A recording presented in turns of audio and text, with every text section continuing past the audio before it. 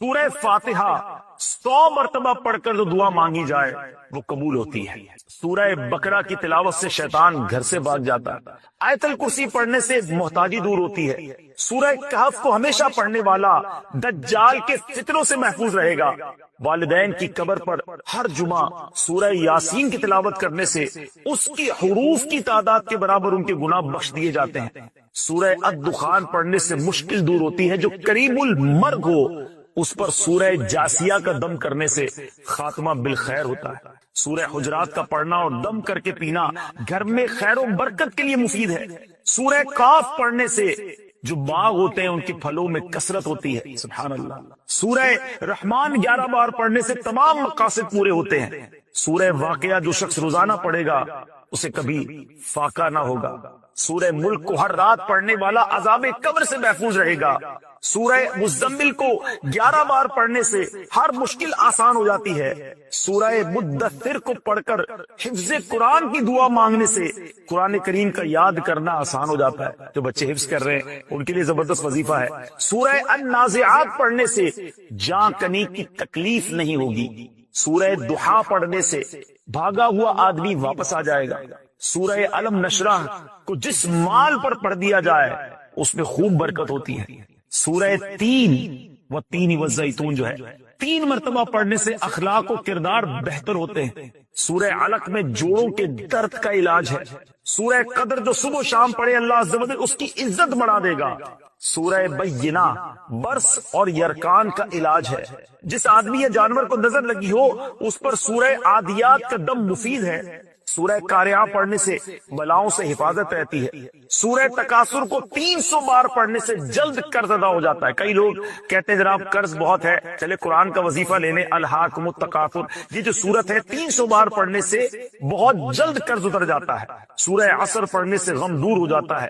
سورہ ہمزہ اور سورہ فیل دشمن کے شر سے حفاظت کے لیے، اور سورہ قریش جان کی حفاظت کے لیے بڑی مجرب ہے، بڑا کمال کا وظیفہ ہے۔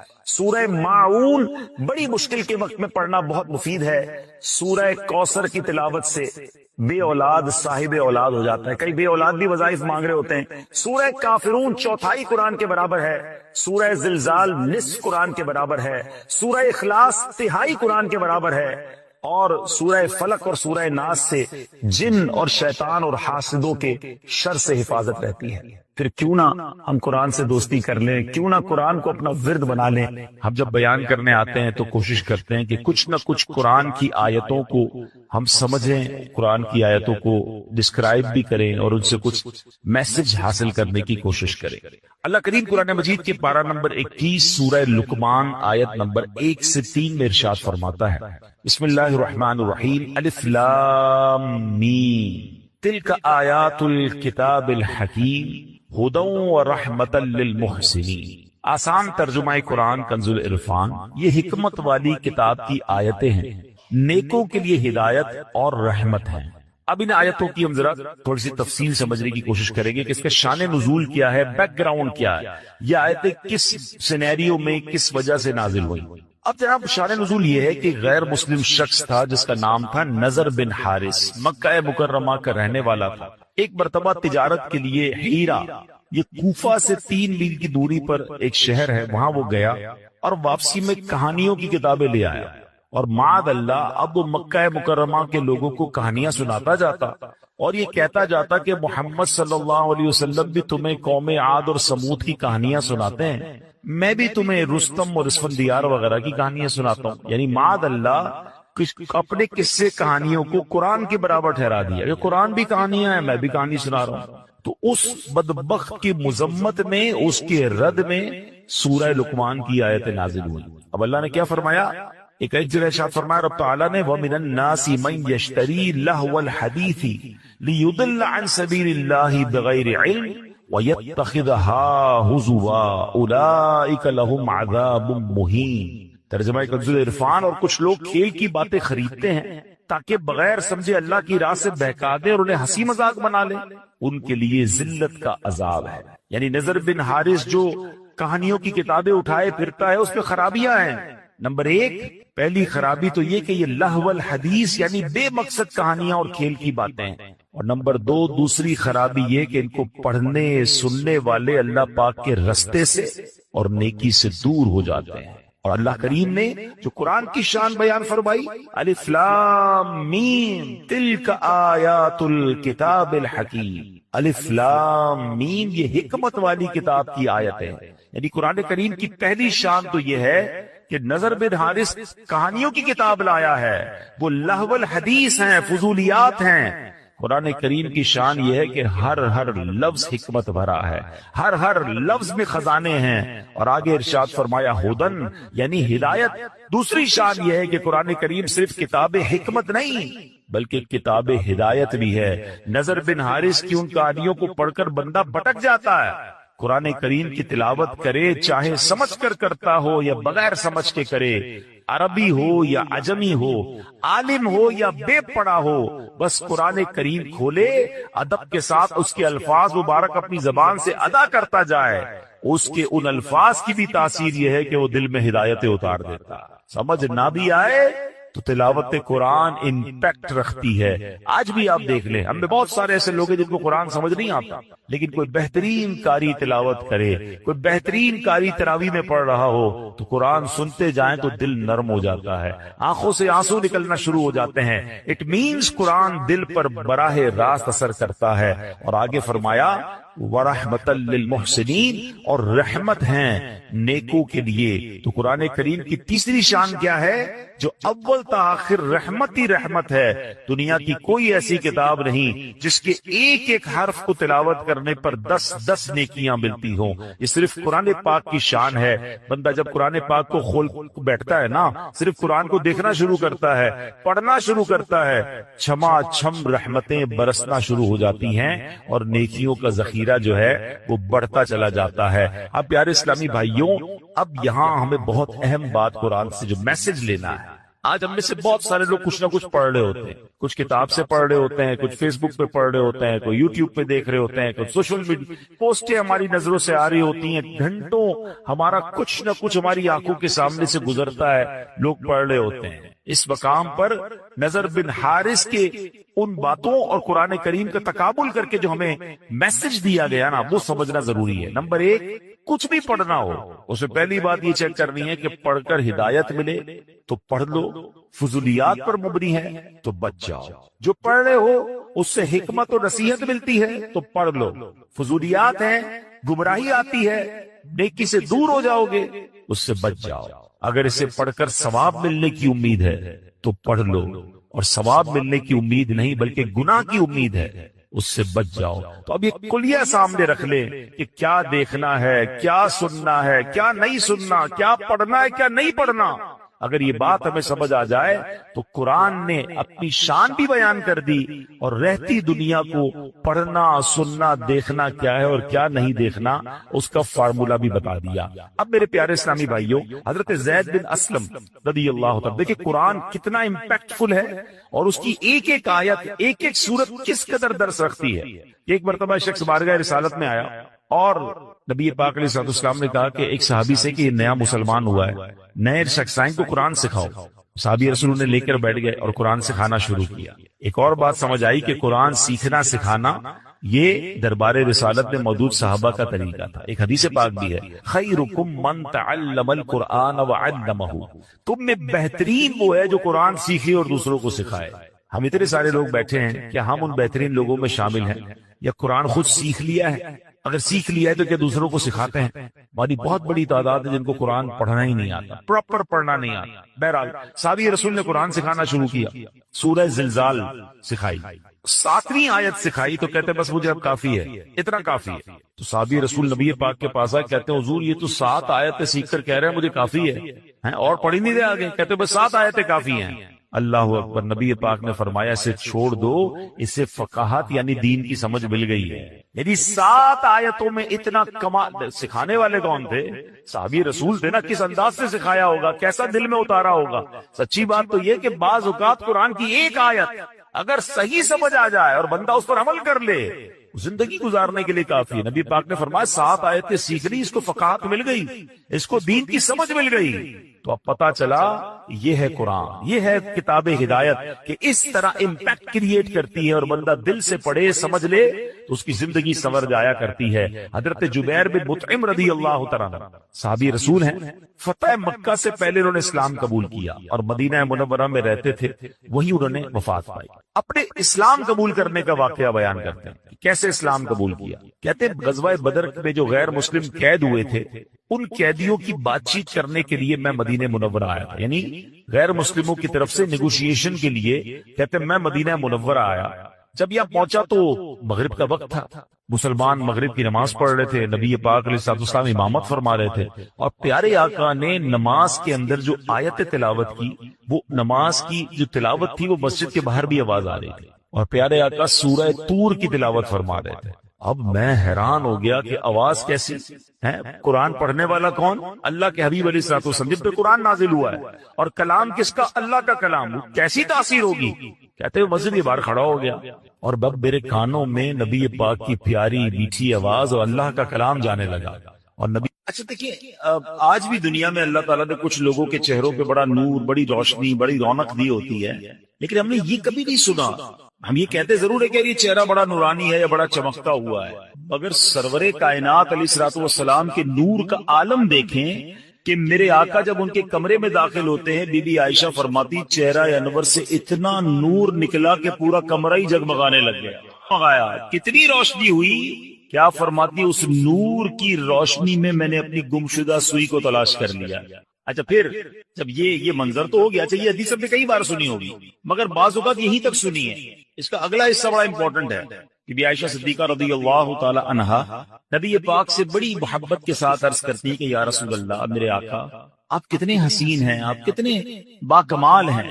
پیارے آقا علیہ الصلوۃ والسلام نے فرمایا، اے عائشہ ہلاکت ہے اس کے لیے جو قیامت کے دن میرا دیدار نہ کر سکے گا۔ اچھا ذرا تھوڑا سا سمجھو بات، بروز قیامت جو نبی پاک علیہ الصلوۃ والسلام کا دیدار بھی نہیں کر سکے گا، اس کی محرومی سمجھ رہے ہیں آپ؟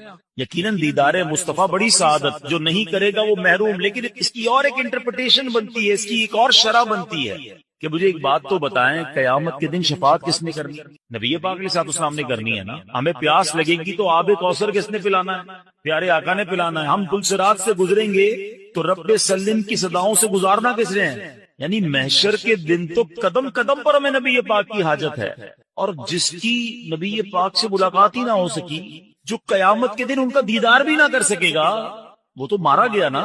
اب پوائنٹ سمجھ رہے؟ آقا علیہ الصلوۃ والسلام نے فرمایا ہلاکت ہے اس کے لیے جو میرا قیامت کے دن بھی دیدار نہیں کر سکے۔ بی بی عائشہ نے فوراً پوچھا یا رسول اللہ وہ کون ہے بدبخت؟ آپ علیہ الصلوۃ والسلام نے فرمایا بخیل ہے وہ شخص، بخیل کہتے ہیں عربی میں کنجوس کو، کنجوس ہے وہ شخص۔ کہ حضور کون کنجوس، کون بخیل؟ ارشاد فرمایا جس کے سامنے میرا ذکر ہو اور وہ مجھ پر درود نہ پڑھے۔ اب ذرا غور کیجئے، نبی پاک کا نام سننا ہے یا سرور کائنات صلی اللہ تعالی علیہ وسلم کا نام لینا ہے تو پھر درود پڑھنا ہے، وہاں کنجوسی نہیں کرنی ہے۔ اچھا اب تو کنجوسی اور بخل کی عجیب عجیب اگزامپلز آ گئی ہیں۔ اچھا پہلے تو درود نہیں پڑھتے تھے، اب پتہ نہیں کیا ہو گیا، درود بھی پڑھتے تو شارٹ فارم والا، نبی پاک کا نام لیا اور ساتھ سلام کہہ دیا۔ معاذ اللہ، صلی اللہ تعالی علیہ وآلہ وسلم، کم از کم پورا تو درود پڑھو یار۔ اچھا اسی طرح لکھنے میں کنجوسی، لکھنے کو پورے اخبار بھر دیں گے، پورے ناول لکھ دیں گے، مگر جب نبی پاک علیہ الصلوۃ والسلام کا نام آئے گا تو سلام یہ صاد لکھ دیں گے، یہ حرام ہے۔ درود بھی پورا، لکھنا بھی پورا ہے اور پڑھنا بھی پورا ہے۔ سارا دن باتیں کرنے کے لیے تمہارے پاس ٹائم ہے، درود کی باری میں ڈنڈی مار کر؟ اور پھر درود پاک تو میری نیکیوں میں اضافے کا وظیفہ ہے نا، میرے گناہوں کی معافی کا وظیفہ ہے، میری تو نبی پاک میں حاضری لگانے کا وظیفہ ہے آقا کی بارگاہ میں، تو پھر میں درود پاک پڑھنے میں کیوں کنجوسی کروں؟ ہاں اب علماء نے ایک بڑی خوبصورت ہمارے لیے آسانی کر دی۔ اب مثال کے طور پہ دوران بیان، دوران نعت، کبھی کبھی بار بار نبی پاک صلی اللہ تعالی علیہ وسلم کا نام پاک آتا ہے، تو ہو سکتا ہے کوئی پڑھنا بھول جائے، رہ جائے، تو علماء کہتے ہیں روزانہ دن میں ایک مخصوص تعداد کے مطابق درود پڑھ لیا کرو، تو پورے دن میں جہاں جہاں نبی پاک صلی اللہ تعالی علیہ وسلم کا نام سنا یا کہا، اور اگر درود پڑھنا رہ گیا ہے تو یہ بعد میں درود پڑھنا اس کا آلٹرنیٹ، اس کا قائم مقام ہو جائے۔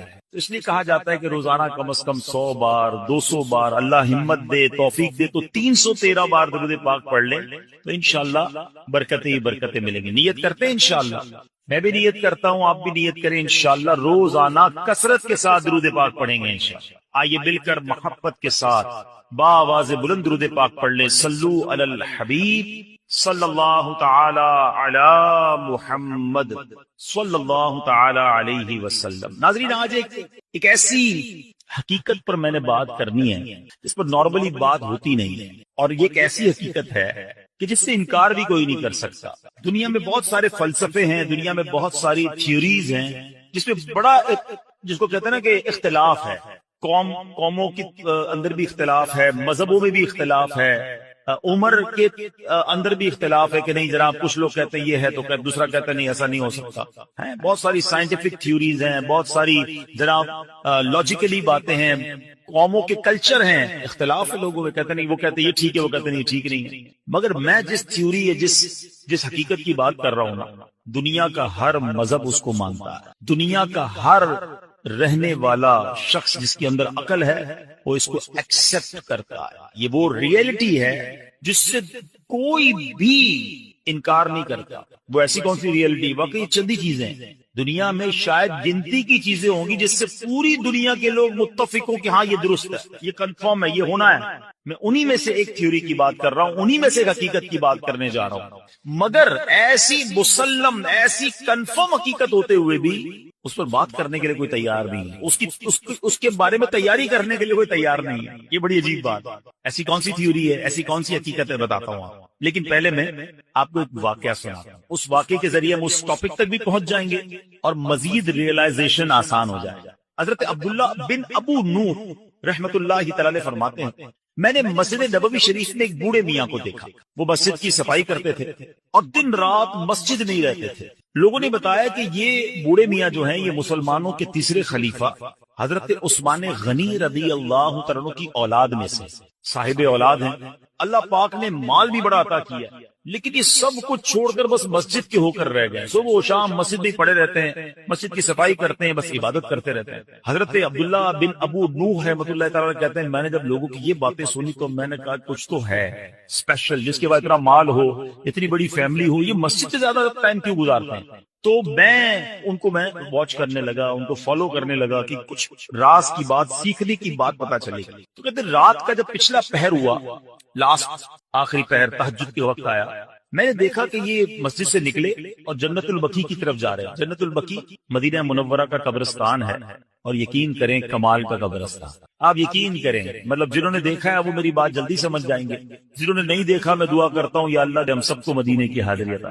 یہ دنیا کا واحد قبرستان ہے جس کو دیکھ کر ڈر نہیں لگتا, مرنے کا جی چاہتا ہے. ہاں, دنیا کے کسی قبرستان میں جاؤ نا ڈر لگتا ہے کہ یار ایسی قبریں ٹوٹی پھوٹی. واللہ جنت البقیع کا قبرستان دیکھو تو بندے کو جی چاہتا ہے یا اللہ ادھر ہی موت دے دے, یہی دفن فرما دے. ہاں, میں کبھی موقع ملا چلیں اشارتاً بات کر دیتا ہوں, ورنہ یہ میرا موضوع نہیں ہے. ورنہ میری ایک بار جنت البقیع کے گورکن سے ملاقات ہوئی. ایسی باتیں مجھے بتائی انہوں نے, میں کتنی دیر تک تو روتا ہی رہا.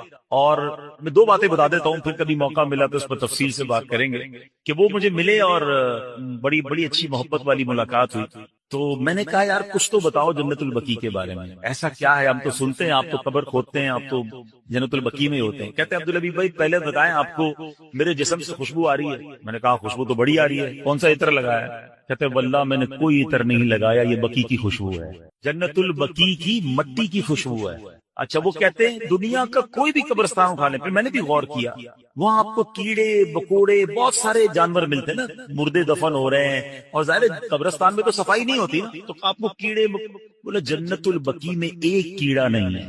یعنی میں آپ کو روحانیت والی باتیں نہیں بتا رہا, روحانیت تو اندر کیا کیا ہوگا وہ تو اللہ جانے, اس کا حبیب جانے, اس کی کیسی کرم نوازیاں ہیں. میں تو جو نظر سے آنے والی چیزیں بتا رہا ہوں. کہتا ہم جب قبر کھودتے ہیں نا عبدالحبیب بھائی, کئی بار ایسا ہوا کہ قبر کھودتے ایسی ٹھنڈی ہوا آتی ہے کہ میں قبر کے اندر لیٹ کے خود ہی سو جاتا ہوں. کبھی گورکن کو قبر میں سوتے دیکھا, ایسی ٹھنڈی ہوا ہوتی ہے, میں سکون اتنا ہوتا ہے, میں کام کرتے کرتے ادھر ہی لیٹ جاتا ہوں قبر کے اندر, نیند بھی آ جاتی ہے. میں نے تو اس کے ہاتھ چومے اور کہا آپ ہی دعا کر دیں کہ ہمیں جنت البقیع نصیب ہو جائے. کمال کا قبرستان. اور کیوں ہے پتہ ہے کمال کا؟ ایک تو اس قبرستان میں کم و بیش 10,000 صحابہ اکرام مدفون ہیں. ہر صحابی نبی جنتی کی قبر کیسی ہوتی ہے پتہ ہے؟ جنت کا باغ ہوتی ہے. حدیث پاک ہے نا، یا تو جنت کا باغ ہوتی ہے قبر یا دوزخ کا گھڑا. تو سارے صحابہ کی قبر تو ہو گئی جنت کا باغ. جس قبرستان میں 10,000 جنت کے باغ ہوں، آپ سوچو نا اس قبرستان میں جو گیا، ہائے ہائے، ایسے نہیں کہتے اعلیٰ حضرت طیبہ میں مر کے ٹھنڈے چلے جاؤ آنکھیں بند، طیبہ میں مر کے ٹھنڈے چلے جاؤ آنکھیں بند، سیدھی سڑک یہ شہر شفاعت نگر کی ہے. ہاں اچھا، پھر مدینے میں مرنے کے حوالے سے، ہاں یہ صرف جنت البقیع کی تو برکت ہے ہی ہے. سنو میرے آقا کا کیا وعدہ ہے. نبی پاک نے انکریج کیا. حدیث پاک کا مضمون ہے کہ تم میں سے جس سے ہو سکے وہ مدینے میں مرے، کہ جو مدینے میں مرے گا میں اس کی شفاعت کروں گا. ہاں، مدینے میں مرنے کی تمنا یہ ہمارے ایمان کا تقاضا ہے، عشق رسول کا تقاضا ہے. اور اس حدیث کی شرح میں پتہ علماء نے کیا لکھا ہے؟ اگر کوئی اس حدیث پر عمل کرنا چاہتا ہے نا تو وہ اپنا بڑھاپا مدینے میں گزارے اور پھر بغیر کسی ضرورت مدینہ پاک سے باہر نہ نکلے. مجھے ایک میسج آیا مدینہ منورہ سے، دیکھیں موضوع مجھے نہیں پتا تھا یہ چھڑ جائے گا. ہمارے لاہور کے اسلامی بھائیوں مدینہ پاک میں، انہوں نے کہا آج مجھے کسی نے بتایا کہ ایک خاتون ہے جو پاکستان سے گئی ہیں، وہاں پر 32 سال ہو گئے ہیں وہ مدینے سے باہر نہیں نکل رہی ہیں. کہتے ہیں باہر نہیں نکلوں گی کہیں باہر موت نہ آ جائے، مجھے مدینے میں مرنا ہے. اور میں ایسے کئی مدینے میں رہنے والوں کو جانتا ہوں جو نہیں جاتے، مکے بھی نہیں جاتے. ایک بار حج کر لیا انہوں نے، کہتے فرض ادا ہو گیا ہے، اب مدینہ نہیں چھوڑنا ہے. آقا نے فرمایا جس سے ہو سکے وہ مدینے میں مرے، کہ جو مدینے میں مرے گا میں اس کی شفاعت کروں. نصیب والوں کو ملتا، مرنا تو ہے ہی. اللہ کرے مدینے کی موت جنت البقیع مل جائے. زور سے کہہ دو آمین. پتہ نہیں کس کی آمین کے صدقے سے ہمارا بیڑا پار ہو جائے، یہ دعا ہمارے حق میں قبول ہو جائے. کچھ موت وہ ہوتی ہیں.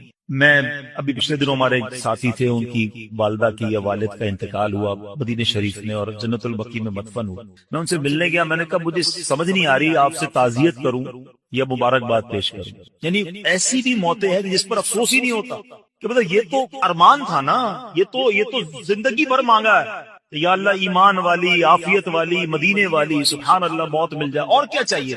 مرنا تو ہم سب نے ہیں، مگر یہ موت ایسی ہوتی ہے جس کی تمنا ہوتی ہے. تو بہرحال وہ جو حضرت عثمان غنی رضی اللہ عنہ کی اولاد سے جو تھے وہ جنت البقیع میں گئے. رات کا آخری پہر تھا، قبلہ رخ ہو کر نماز پڑھنے لگے. ساری رات نماز پڑھتے رہے. فجر کا وقت شروع ہوا تو انہوں نے ایک دعا کی. اللہ کی بارگاہ میں عرض کرتے اللہم انک ارسلت الی ولم تأذن لی فإن كنت قد رضیتنی فأذن لی وإن لم ترضنی فوفقنی لما یرضیک.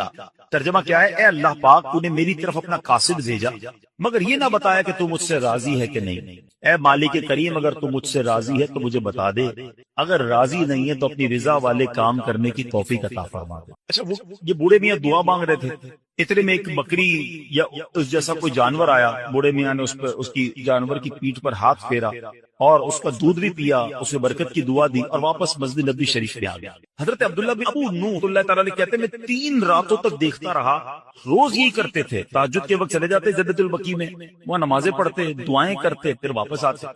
3 دن بعد میں نے حضرت کو روک لیا. میں نے کہا حضرت میں 3 دن سے آپ کو چیک کر رہا ہوں، اب دعا کرتے ہیں. دعا میں کہتے ہیں یا اللہ تو نے اپنا قاصد میرے پاس بھیجا ہے. اللہ نے کون سا قاصد بھیجا ہے؟ قاصد کہتے ہیں میسنجر، پیغام لانے والا. اللہ نے آپ کے پاس کون سا پیغام بھیجا ہے؟ بوڑھے میاں نے کہا ایک دن میں آئینہ دیکھ رہا تھا، میں نے اپنی داڑھی میں ایک سفید بال دیکھا، بس میں نے جان لیا کہ اللہ کی طرف سے موت کا قاصد میرے پاس آ گیا. بس اللہ اکبر. یہ اللہ والوں کی شان تھی کہ موت کو کیسے یاد کرتے تھے. اور یہ روایتوں میں آتا ہے. یہ سفید بال ہونا ہے نا، کالے بالوں کے بعد سفید بال کا ہو جانا، آنکھوں کی بینائی کمزور ہو جانا، کمر کا تھوڑا سا جھک جانا، اعضاء کا کمزور ہو جانا، طاقت کا کم ہو جانا، یہ سب اللہ کی طرف سے ریمائنڈرز ہیں. یہ قاصد ہیں، یہ پیغام دے رہے ہیں کہ جانے کا وقت آنے والا ہے. مگر کیا ہم لوگ اس بات کا احساس کرتے ہیں؟ جو میں نے شروع میں بات کی تھی نا کہ ایک حقیقت جس کو تمام مذاہب، تمام نیشنلٹیز، تمام لوگ مانتے ہیں جو ہو نہیں ہے، وہ ایک ایسی متفقہ حقیقت ہے، ریالٹی ہے کہ موت آ کر رہے. دنیا کا کوئی مذہب یہ نہیں کہتا کہ ہم مریں گے نہیں, کوئی سائنسدان نہیں کہتا ہم نہیں مریں گے. سب مانتے ہیں کہ دیر از اے ڈے, ایک وقت آنا ہے, ہم سب نے جانا ہے, مگر کوئی بات کرنے کے لیے تیار نہیں ہے, کوئی اس پر ڈسکس کرنے کے لیے تیار نہیں ہے. میں مثال دیتا ہوں, ابھی آج اچانک ہمارا پلان بن جائے کہ یار اسلام آباد جانا ہے, صرف سوچا ہے یار اسلام آباد کسی کام سے جانا ہے, کل سے اسلام آباد کے بارے میں ہم باتیں کرنا شروع کر دیں گے دوستوں میں. یار اسلام آباد کا موسم کیسا ہوگا, کون سی ٹرین میں جاؤں, جہاز کی ٹکٹ کتنے کی ہے, ہوٹل کون سا رکھوں, یار سردی کتنی ہے. ابھی سوچا ہے, ڈسکشن شروع. ترکی جانا ہے, ترکی کے لیے بات شروع. یورپ جانا ہے, یورپ کے لیے بات شروع. جدھر جانا ہے اس کی ابھی پلان ہے, ٹکٹ بک نہیں کی ہے, سوچتے ہی بات چیت شروع. سب کو پتا ہے مرنا ہے, بات کیوں نہیں کرتے, ڈسکس کیوں نہیں کرتے. یار مرنے کے بعد کیا ہوگا, موت کے وقت کیا ہوگا, نزا کی سختی کیسی ہوگی, قبر میں اکیلا جاؤں گا, قبر جنت کا باغ ہوگی, دوزخ کا گھڑا ہوگی, سانپ اور بچھو تو نہیں آ جائیں گے. Nobody want to talk about it. ارے کوئی بات نہیں کرتا ہے کہ کبھی دوستوں میں بیٹھے یار تم پتہ نہیں اسلام آباد جاؤ گے نہیں جاؤ گے, مگر ہو سکتا ہے اس سے پہلے ہی مر جاؤ. موت پر کیوں بات نہیں کرتے. آپ سمجھے میری بات کو, یہ ایسی حقیقت ہے بچہ بچہ جانتا ہے مگر بات نہیں کرتا. اچھا بات کرو تو بعض اوقات لوگ کہتے ہیں یار یہ, اچھا ہم دعوت اسلامی والے اگر بیان کرتے نا موت کے موضوع پر تو کہتے ہیں یار یہ بہت ڈراتے ہیں. دعوت اسلامی والے بڑی قبر کی بات کرتے ہیں. چلو بھائی ہم بات کرنا چھوڑ دیتے ہیں, آپ مرنے سے بچ جاؤ گے. ہم بات نہیں کرتے کہ آپ موت سے بچ جاؤ گے, نہیں بچ سکو گے.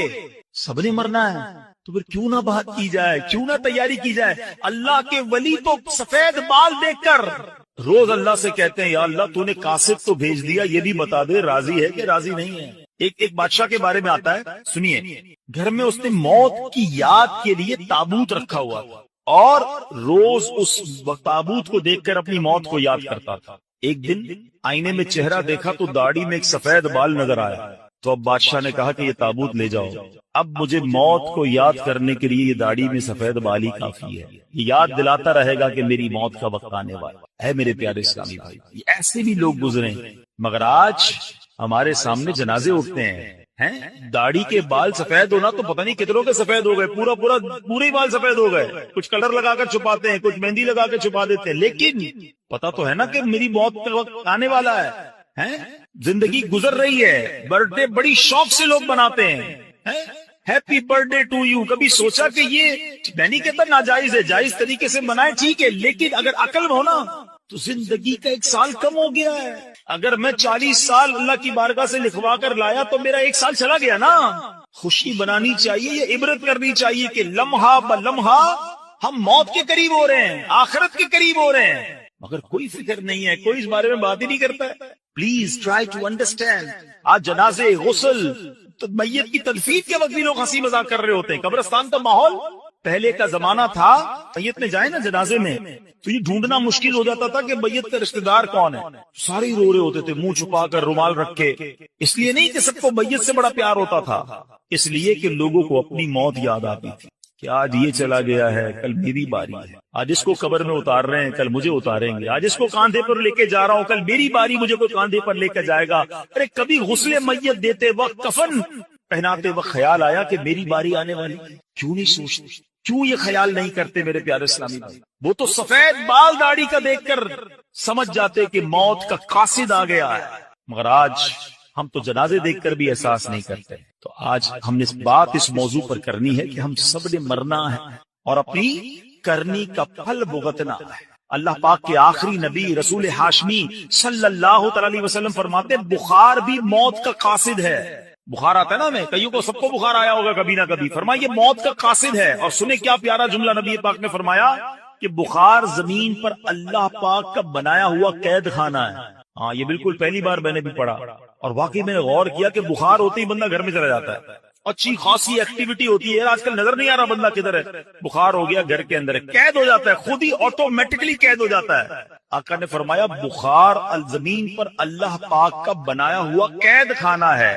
اللہ پاک جب چاہتا ہے اپنے بندے کو قید کر دیتا ہے اور پھر جب چاہتا ہے تو چھوڑ دیتا ہے. یہ قاصد ہے, یہ پیغام ہے کہ تیری کوئی حقیقت نہیں, رب نے جب چاہنا ہے یہ روح بھی واپس چلی جانی ہے. حضرت مجاہد رحمت اللہ تعالی فرماتے ہیں جب آدمی کسی بیماری میں مبتلا ہوتا ہے تو حضرت ملک الموت کا قاصد اس کے پاس ہوتا ہے، حتیٰ کہ جب وہ مرض الموت میں گرفتار ہوتا ہے تو حضرت ملک الموت خود اس کے پاس تشریف لا کر فرماتے ہیں تمہارے پاس پے در پے میرے قاصد آتے رہے، ڈرانے والے آتے رہے، تم نے اس کی کوئی پرواہ نہیں کی، اب تمہارے پاس ایسا قاصد آیا ہے جو دنیا سے تمہارا نام و نشان مٹا دے گا۔ یہ جو بیماری ہے نا، یہ بھی ایک پیغام ہے موت کا۔ اللہ کرے کہ ہم سمجھیں، اللہ کرے کہ ہم عبرت حاصل کریں۔ اے میرے پیارے اسلامی بھائیوں، اب بیماری آ جائے تو بندے کو کرنا کیا چاہیے؟ اللہ کرے کہ ہم ایسے کام کریں تو امام غزالی رحمت اللہ تعالی فرماتے ہیں مریض کو چاہیے جب کوئی مرض میں ہونا موت کو کثرت سے یاد کرے، توبہ کرتے ہوئے موت کی تیاری کرے، ہمیشہ اللہ پاک کی حمد و ثنا کرے، خوب گڑ گڑا کر دعا کرے، اللہ پاک کے حضور عاجزی اور انکساری کا اظہار کرے، مناسب علاج کروائے، شکوہ و شکایت نہ کرے، اور جب شفا نصیب ہو جائے تو اللہ پاک کا شکر ادا کرے۔ یہ بیماری میں کرنا چاہیے۔ ہم کیا کرتے ہیں؟ او ہو بڑا سر میں درد ہے، بڑا پیٹ میں درد ہے، بس یار بہت پریشان، اتنا شکوہ، اتنی شکایت۔ اچھا سب کو بتانا ہے کیا کوئی علاج کر دے گا ہمارا؟ شفا دینے والی ذات کس کی ہے؟ تو اللہ سے بات کرے، لوگوں کو کیوں بتاتے پھرتے ہیں؟ اس سے گویا اب بڑی تصوف والی بات کرنے جا رہا ہوں، تھوڑی باریک بات ہے، سمجھیے گا۔ حضرت رابعہ بصریہ بہت بڑی ولیہ گزری ہیں رضی اللہ تعالیٰ عنہ۔ ایک بندے کو دیکھا اس نے سر پہ پٹی باندھی ہوئی، حضرت رابعہ نے کہا کہ سر پہ پٹی کیوں باندھی ہے؟ کہ حضور سر میں بہت درد ہے۔ آپ نے فرمایا آج تم بیمار ہو تو درد کی پٹی باندھی ہے، جب صحت میں تھے تو صحت کی پٹی باندھی تھی۔ بات بہت باریک ہے، سمجھدار آدمی اس بات کو پکڑ لیں گے۔ یعنی تمہیں آج اللہ نے کچھ دنوں کے لیے بیمار کیا تو سارے جہان کو بتا رہے ہو کہ اللہ نے بیمار کیا، درد کی پٹی باندھی۔ جب اللہ نے اتنے دنوں تک صحت مند رکھا تھا، کوئی پٹی باندھ کے بتایا لوگوں کو کہ میں بڑا صحت مند ہوں؟ بعض اوقات بیماری کا اظہار، مصیبت کا اظہار کہیں ایسا نہ ہو یہ شکوہ بن جائے، کمپلین بن جائے کہ اللہ نے بیمار کیا ہے، اللہ نے تکلیف بھیجی ہے۔ نہیں میرے پیارے اسلام، اگر کوئی بیماری پر صبر کر جائے نا، احادیث میں مضمون ملتا ہے اللہ شفا بھی دیتا ہے، اس کے گناہوں کو معاف بھی کر دیتا ہے۔ یعنی بیماری مصیبت تو میرے گناہ معاف کروانے آئی تھی، مگر شکوہ شکایت کمپلین ہمارا تو کچھ لوگوں کی تو عادت ہی ہوتی ہے نا، جب ان سے ملے کیا حال ہے، اب جیسے ہی پوچھو نا آپ نے کیا حال ہے، اب لسٹ شروع ہو جائے گی، بس یار سر میں بھی درد ہے، پیٹ میں بھی درد ہے، مارکیٹ بھی خراب ہے، گھر میں بھی اچھا نہیں ہے، اتنی پرابلمز بتا دے گا بندہ کہ یار نہ ہی پوچھتا تو اچھا تھا۔ کبھی تو شکر الحمدللہ کہہ دو، کبھی تو کہہ دو اللہ نے بڑا اچھا رکھا ہے، اللہ نے بڑی مہربانی کی ہے، کروڑوں سے اچھا رکھا ہے، کیوں نہیں کہتے زبان سے؟ شکر ادا کرنے والے بنے، کمپلین کرنے والے نہ بنو۔ اور بیماری سبحان اللہ، ہمارے اسلاف جو ہے نا وہ تو اس طرح مصیبت کو ویلکم کرتے تھے۔ حضرت فتح موصلی رحمت اللہ تعالی کے بارے میں آتا ہے کہ ان کی زوجہ تھی، ایک بار کہیں جا رہی تھی تو راستے میں پاؤں کو ٹھوکر لگی، ناخن اکھڑ گیا۔ اب ناخن اکھڑنے کی تکلیف سمجھتے ہو نا، جان نکل جاتی ہے۔ اب مسکرانے لگی۔ کسی نے کہا آپ کو تکلیف نہیں ہوئی؟ کہا تکلیف تو ہوئی، مگر اس تکلیف پر جو میں صبر کروں گی اور صبر پر جو مجھے ثواب ملے گا وہ ثواب یاد کر کے مسکرا رہی۔ اللہ اکبر، یہ ایسے لوگ تھے۔ اور ہم جناب چھوٹی سی چوٹ پر اتنی شور مچا کے ہوتے ہیں، تھوڑا سا نقصان ہو جائے، اچھا جناب وہ کیا ہوا، بس وہ موٹر سائیکل کا انڈیکیٹر ٹوٹ گیا تو موبائل ہاتھ سے گر گیا تو فلاں نقصان ہو گیا، فلاں پرابلم، سب کو بتائیں گے، 2 4 5 ہزار کا نقصان ہو گیا پورے محلے کو بتائیں گے۔ کیوں بتائیں گے بھائی؟ کوئی دے دے گا آپ کو؟ دے گا کوئی نہیں، ثواب بھی چلا گیا۔ صبر کرتے تو یہ نقصان تمہارے لیے ہو سکتا ہے گناہوں کا کفارہ بن کر آیا ہو۔ روایتوں میں آتا ہے کہ مومن کو پہنچنے والا ہر نقصان، یہاں تک کہ اس کے جوتے کا تسمہ بھی ٹوٹ جائے نا، وہ بھی اگر کسی کا لاس ہوتا ہے اور وہ صبر کرے تو وہ اس کے گناہوں کا کفارہ بن جاتا ہے، اس کے لیے نیکی کا باعث بن جاتا ہے۔ مگر صبر کرے تو نا، ہم نے تو سب کو بتانا ہے۔ اچھا معاملہ بڑا عجیب ہے، نقصان ہو تو سب کو بتانا ہے، نفع ہو تو کسی کو نہیں بتانا ہے۔ یہ ضرور بتائیں کہ 5 ہزار کا نقصان ہو گیا، کبھی آ کے بتائے کہ 50 ہزار روپے کمائیں؟ نہیں، وہ کیوں بتاؤں بھائی؟ گھر والوں کو تو بالکل بھی نہیں بتاؤں گا، خرچہ شروع کر دیں گے گھر والے، ان کو جب بھی بتانا نقصان کی خبر دینی ہے۔ نہیں میرے پیارے سے، اللہ کا شکر نہ بتائیں کسی کو نقصان۔ وہ شاعر کہتے ہیں نا، کسی کا احسان کیوں اٹھائیں، کسی کو حالات کیوں بتائیں، کیوں بتاؤں میں کسی کو میرے ساتھ کیا گزر رہی ہے، میں جانوں میرا رب جانے نا۔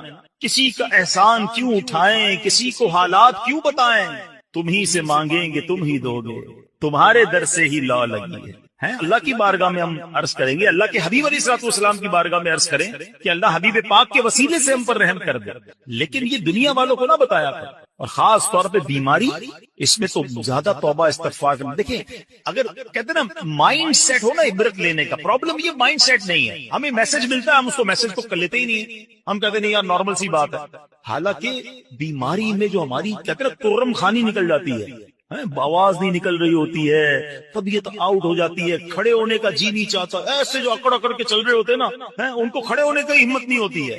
یہ پیغام ہے کہ یہ تیری اوقات ہے، بستر سے بندہ کھڑا نہیں ہو سکتا، ایسی ایسی بیماریاں ہوتی ہیں، ہم سب کے ساتھ ایسا ہوا ہوتا ہے کہ پیروں میں جان نہیں ہوتی، ماشاءاللہ 5 وقت کا نمازی ہوتا ہے، بعض اوقات ایسا بیمار ہوتا ہے کہ کھڑے ہو کے نماز نہیں پڑھ سکتا، اس کو کرسی پہ بیٹھ کے نماز پڑھنی پڑتی ہے۔ اس وقت احساس ہونا چاہیے کہ جب پیر پہ کھڑا ہوتا ہوں تو یہ میرے رب کی قدرت کھڑا کرتی ہے، اب کھڑے ہو کے اکڑنا نہیں ہے، اب کھڑے ہو کے روب نہیں جمانا لوگوں پر، ظلم نہیں کرنا ان ہاتھوں اور پیروں سے، عاجزی انکساری کے مولا کھڑا کیا وہ بھی تو نے ہی کیا ہے، بولنے کی طاقت دی تو نے ہی دی، ارے کھانے کو جی نہیں چاہتا، بولنے کو جی نہیں چاہتا، جب طبیعت خراب ہو منہ کڑوا ہو جاتا ہے، یہ سب چیزیں پیغام ہے، عبرت تو لو، یہ میری اوقات ہے پیٹ خراب ہو جائے انسان کا، وہ دنیا بھر میں روب جمانے والا کمرے سے باہر نہیں نکل سکتا، ایسی حالت خراب ہو جاتی، یہ سب کی اوقات یاد دلاتی ہے بیماری ہمیں، مگر عبرت لینے والا تو کوئی ہو نا۔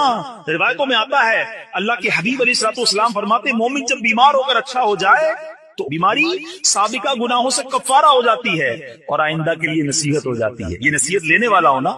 منافق کیا کرتا ہے؟ نبی پاک نے فرمایا منافق جب بیمار ہو پھر اچھا ہو، اس کی مثال اونٹ کی ہے، مالک نے اسے باندھا پھر کھول دیا، نہ تو اسے معلوم کیوں باندھا نہ اسے معلوم کیوں کھول دیا۔ لوگ بیمار ہو کر بھی عبرت نہیں لیتے نا، منافق کی یہ نشانی بتائی گئی کہ فرق بھی نہیں پڑتا۔ اے کاش ہمیں اپنی بیماریوں سے اپنی مصیبتوں سے سبق لینا مل جائے کہ صبر جانا ہے۔ یہی بات جو میں کر رہا ہوں نا، حضرت مفتی احمد یار خان نعیمی نے اس حدیث پاک کے تحت کیا لکھا، آپ فرماتے مومن بیماری میں اپنے گناہوں سے توبہ کرتا ہے، وہ سمجھتا ہے کہ بیماری میرے کسی گناہ کی وجہ سے آئی ہے اور شاید یہ آخری بیماری ہو جس کے بعد موت ہی آ جائے، اس لیے اسے شفا بھی نصیب ہو جاتی ہے اور مغفرت بھی نصیب ہو جاتی ہے، اچھی سوچ لاتا ہے نا، توبہ کرتا ہے۔ اب منافق کیا کرتا ہے؟ فرمایا غافل انسان منافق یہ سمجھتا ہے کہ میں تو فلاں وجہ سے بیمار ہوں، رات کو گیا تھا دعوت میں، وہ غلط قسم کا کھانا کھا لیا اس لیے پیٹ خراب ہو گیا، میں نے ڈرنک پی لی تو گلا خراب ہو گیا، وہ کوئی نہ کوئی اسباب ڈھونڈ رہا ہوتا ہے، یہ نہیں سوچتا اللہ نے بھیجی بیماری، اور بس اب تھوڑی سی دوا وغیرہ پیوں گا، فلاں ہوا چل رہی ہے آج کل، فلو چل رہا ہے اس لیے بیمار ہو گیا ہوں، بس اب جب ٹھیک ہو جاؤ گا دوا سے تو کہے گا وہ دوا کھائی تھی تو ٹھیک ہو گیا۔ وہ اللہ رب العالمین کی طرف توجہ نہیں کرتا، اسباب پر توجہ کرتا ہے، خالق کے اسباب کو بھول جاتا ہے۔ فرمائیے منافق کی نشانی ہے کہ وہ اپنے گناہوں پر غور نہیں کرتا، اس بیماری کو میسج نہیں سمجھتا۔ تو میرے پیارے اسلام میں مجھے اچھی طرح اندازہ ہے، میں جب یہ بیان کی تیاری کر رہا تھا نا، مجھے اندازہ تھا کہ یہ بیان اتنا انٹرسٹنگ بیان نہیں ہوگا۔ شیطان ہے نا ہمیں موت کی بات کرنا بھی بوریت ہو سکتا ہے، کسی کو بوریت بھی ہو رہی ہو کہ یار یہ کون سا ٹاپک لے کے آ گئے ہیں، لیکن وہی بات ہے اگر ہم بات نہیں کریں گے تو سمجھیں گے کب، اس کو ریئلائز کب کریں گے، اس کے بارے میں تیاری کب کریں گے؟ ہم صبر مرنا ہے۔ اور ایک بات یاد رکھو میرے پیارے اسلامی بھائیوں، اس دنیا میں میں اور آپ ایک ترتیب سے آئے ہیں۔ پہلے کون آیا؟ میرے دادا ہے، آپ کے بھی دادا ہیں، پھر آپ کے والد صاحب آئے، پھر ہم آئے، پھر ہمارے بچے آئے، پھر ان کے بچے آئیں گے، ایسا ہی ہے نا، ایک سیکوینس ہے، مگر جانے کی یہ سیکوینس ہو یہ ضروری نہیں ہے۔ دادا موجود ہوتا ہے اور پوتا قبر میں چلا جاتا ہے، باپ موجود ہوتا ہے اور بیٹے کا جنازہ ہو رہا ہوتا ہے، ایسا ہے نا، آپ نے بھی دیکھا ہے نا۔ قبرستان جایا کرو نا، آپ کو 70 سال کی عمر کی بھی مردے کی قبر ملے گی اور 20 سال کے نوجوان کی قبر بھی ملے گی، 5 سال کے بچے کی قبر بھی ملے گی۔ اس کا مطلب کیا ہوا کہ موت آنے کے لیے کوئی عمر کی گارنٹی نہیں ہے، کوئی لمٹ نہیں ہے، کبھی بھی آ سکتی ہے۔ بچپن سے ایک شعر سن رہے ہو نا، آگاہ اپنی موت سے کوئی بشر نہیں، سامان 100 برس کا ہے، پل کی خبر نہیں۔ قرآن کیا کہتا ہے سنو، یہی بات قرآن مجید نے کیسے سمجھائی ہے۔ اللہ قرآن پاک میں فرماتا ہے یا ایھا الانسان انک کادح الی ربک قدحا فملاقی۔ اللہ فرماتا ہے اے آدمی بے شک تجھے اپنے رب کی طرف یقینی دوڑنا ہے، پھر اس سے ملنا ہے۔ حضرت فضیل رحمت اللہ تعالی نے ایک شخص سے بڑا کمال کا سوال کیا، تمہاری عمر کتنی ہوگی؟ کہا 60 سال۔ فرمایا 60 سال سے تم اللہ پاک کی طرف سفر کر رہے ہو، ان قریب اس وقت پہنچ جاؤ۔ یہ میں اور آپ جو چل رہے ہیں نا، کوئی 30 سال 40 سال 50، ہم سفر کر رہے ہیں، اللہ کے پاس جا رہے ہیں۔ ایکچولی یہ ٹریول ہے. اللہ کہہ رہا ہے قرآن میں، اے آدمی بے شک تجھے اپنے رب کی طرف یقینی دوڑنا ہے، پھر اس سے ملنا ہے. کہ تمہارا سفر جاری ہے، تھوڑے دنوں بعد مل لو گے اپنے رب سے. صحابی رسول حضرت ابو درداء رضی اللہ عنہ فرماتے ہیں تمہاری زندگی دنوں کا مجموعہ ہے، میری اور آپ کی زندگی جو ہے نا وہ ڈیز کا مکسچر ہے. جب ایک دن گزر گیا تو تمہاری زندگی کا ایک حصہ پورا ہو گیا. کسی سمجھدار آدمی کا قول ہے آدمی اس دنیا پر کیسے خوش ہو سکتا ہے جبکہ یہاں دن مہینوں کو، مہینے سالوں کو، اور سال زندگی کو کم کرتے چلے آ رہے ہیں. کاش ہم یہ سمجھنے والے بن جائیں. ایک اور جگہ قرآن مجید فرقان حمید میں عبرت لینے کی بات ہے نا، اللہ قرآن میں فرماتا ہے یقلب اللہ اللیل والنہار ان فی ذلک لعبرۃ لأولی الابصار. اللہ قرآن میں فرماتا ہے اللہ رات اور دن کو تبدیل فرماتا ہے، بے شک اس میں آنکھ والوں کے لیے سمجھنے کا مقام ہے. رات ہے نا، تھوڑی دیر بعد دن ہو جائے گی، دن کے بعد رات ہو جائے گی. جیسے رات اور دن بدل رہے ہیں نا، ایکچولی علماء کہتے ہیں یہ رات اور دن تمہاری سواریاں ہیں، تم اس پر سوار ہو کر اللہ کی بارگاہ میں جا رہے ہو. گزرتے جا رہے ہیں دن اور تم آگے بڑھتے بڑھتے قبر میں چلے جاؤ. کاش یہ دن اور رات بدلتے رہیں اور ہم سوچتے رہیں کہ زندگی کی ایک اور رات چلی گئی، زندگی کا ایک اور دن چلا گیا، میں قبر کے اور قریب ہو گیا. ایک اور جگہ سورہ نازعات میں فرعون اور اس کے لشکر کے غرق ہونے کا واقعہ ذکر کرنے کے بعد رب نے کیا فرمایا ان فی ذلک لعبرۃ لمن یخشی. بے شک اس پہ ڈرنے والوں کے لیے ضرور عبرت ہے. اولی الابصار، غور و فکر کرنے والے، عبرت رکھنے والے. جگہ جگہ قرآن میں اللہ نے فرمایا کہ عبرت رکھنے والوں کے لیے اس میں عبرت ہے، اس میں پیغام ہے، اس میں میسج ہے. ایک تو قرآن پڑھتے نہیں اور پڑھتے تو سمجھتے نہیں. ہمیں تو دوستوں میں گپ شپ سے فکر نہیں. اچھا اطلاع بھی ملتی ہے، پتہ چلا آج اس کا انتقال ہو گیا، ہاں وہ آج دوپہر کو بھی ہمارے ساتھ تھا. کوئی احساس نہیں یار اس طرح چلا گیا، میں بھی جاؤں گا. فلاں نوجوان کا ایکسیڈنٹ ہو گیا، فلاں 20 سال کے نوجوان دنیا سے چلا گیا. خیال بھی نہیں آتا کہ یار میں تو 30 سال کا ہوں، میں تو 10 سال زیادہ اس سے جی گیا، میری بھی خبر آئے گی. کبھی مسجد کی مائک سے اعلان ہوتا ہے کہ فلاں بھائی کا رضائے الہی سے انتقال ہو گیا. کبھی دل میں خیال آیا کہ یار اپنے ہی نام اپنے آپ سے پوچھے بندہ کہ یار کبھی یہ بھی اعلان ہوگا کہ عبد الحبیب کا رضائے الہی سے انتقال ہو گیا. اپنے آپ کو عبرت تو دلاؤ یار کہ یہ اعلان بھی ہونے والا ہے، یہ میسج بھی چلنے والا ہے. ایصال ثواب کر دیں فلاں کا انتقال ہو گیا، 1-2 دن بات ہوگی، اس کے بعد میں اکیلا قبر میں ہوں گا اور میرے اعمال میرے ساتھ ہوں. اے میرے پیارے اسلام بھائیو، یہ شیطان کا وار سمجھو، یہ ہمیں سوچنے ہی دیتا، یہ ہمیں بات ہی نہیں کرنے دیتا موت پر اور قبر پر. حالانکہ قبر میں گئے تو پھر میں اور آپ اکیلے ہی ہوں گے اور میرے اور آپ کے اعمال ہوں گے. ہم کیوں تیاری نہیں کر رہے؟ شیطان ہمیں نہیں کرنے دے رہا مرنے کی تیاری. آپ کو پتہ ہے جب کسی کا انتقال ہوتا ہے نا تو گھر والے اور دوست پتہ ہے کیا کہتے ہیں؟ میت نے پیچھے کیا چھوڑا. مگر انسان کے مرنے کے بعد فرشتے کہتے ہیں میت نے آگے کیا بھیجا ہے. کبھی سوچا آپ نے آگے کیا بھیجا ہے؟ نیک اعمال ہیں کہ نہیں، نمازیں ہیں کہ نہیں، روزے ہیں کہ نہیں، صدقے ہیں کہ نہیں، اللہ کی رضا والے کام ہیں کہ نہیں، قبر جنت کا باغ بنے گی یا نہیں. کیوں نہیں سوچتے؟ ہمارے اسلاف کو ایسا لگتا ہے کہ بس کہتے ہیں آخرت کی کوئی بات سمجھنے کا بہانہ ڈھونڈتے تھے. ایک بزرگ کے بارے میں آتا ہے کپڑا بڑا اچھا بناتے تھے. کسی کپڑے والے ویپاری کے پاس گئے، کہا میرا کپڑا خرید لو. اس نے کپڑا دیکھا اور کہا اس میں تو کلر اسکیم بھی ٹھیک نہیں ہے، اسٹیچنگ بھی ٹھیک نہیں ہے، 2-3 فالٹ نکالے. وہ بزرگ رونے لگ گئے. وہ کپڑے کا ویپاری کہتا رو کیوں رہے ہیں، میں آپ کا کپڑا خرید لیتا ہوں، روئی تو نہ. کہتے میں اس لیے نہیں رو رہا کہ تم میرے کپڑے میں عیب نکال رہے ہو. کہتے مجھے یاد آ گیا کہ میں نے تو اپنے حساب سے بڑا زبردست کپڑا بنایا تھا، مگر یہ کپڑا جب کسی ماہر کے ہاتھ میں آیا، ایکسپرٹ کے ہاتھ میں آیا، تو اس نے غلطیاں نکالنا شروع کر دی کہ اسٹیچنگ ٹھیک نہیں ہے، کلر ٹھیک نہیں ہے، اس کی سائز ٹھیک نہیں ہے. میں نے تو ساری زندگی اپنے حساب سے نمازیں پڑھی ہیں، صحیح پڑھی ہیں، اپنے حساب سے روزے رکھے ہیں، صدقے کیے ہیں، مگر جب یہ میری نیکیاں اللہ کی بارگاہ میں جائیں گی اور قیامت کے دن کہہ دیا گیا کہ تیرے سجدے قبول نہیں، اس میں اخلاص نہیں ہے، تیرا صدقہ قبول نہیں، اس میں اللہ کی رضا نہیں ہے، تو نے جناب یہ روزے رکھے وہ ٹھیک نہیں ہے، تو میں کدھر جاؤں؟ اچھا دیکھیں، آج بھی دنیا میں اللہ تعالیٰ نے کچھ لوگوں کے چہروں پہ بڑا نور، بڑی روشنی، بڑی رونق دی ہوتی ہے، لیکن ہم نے یہ کبھی نہیں سنا. ہم یہ کہتے ضرور ہے کہ یہ چہرہ بڑا نورانی ہے یا بڑا چمکتا ہوا ہے، مگر سرور کائنات علیہ الصلوۃ والسلام کے نور کا عالم دیکھیں کہ میرے آقا جب ان کے کمرے میں داخل ہوتے ہیں، بی بی عائشہ فرماتی چہرہ انور سے اتنا نور نکلا کہ پورا کمرہ ہی جگمگانے لگ گیا. مگایا کتنی روشنی ہوئی. کیا فرماتی اس نور کی روشنی میں نے اپنی گمشدہ سوئی کو تلاش کر لیا. اچھا پھر جب یہ منظر تو ہو گیا. اچھا یہ حدیث ہم نے کئی بار سنی ہوگی مگر بعض اوقات یہی تک سنی ہے. اس کا اگلا حصہ بڑا امپورٹنٹ ہے. بی بی عائشہ صدیقہ رضی اللہ تعالی عنہا نبی پاک سے بڑی محبت کے ساتھ عرض کرتی ہیں کہ یا رسول اللہ، میرے آقا آپ کتنے حسین ہیں، آپ کتنے باکمال ہیں.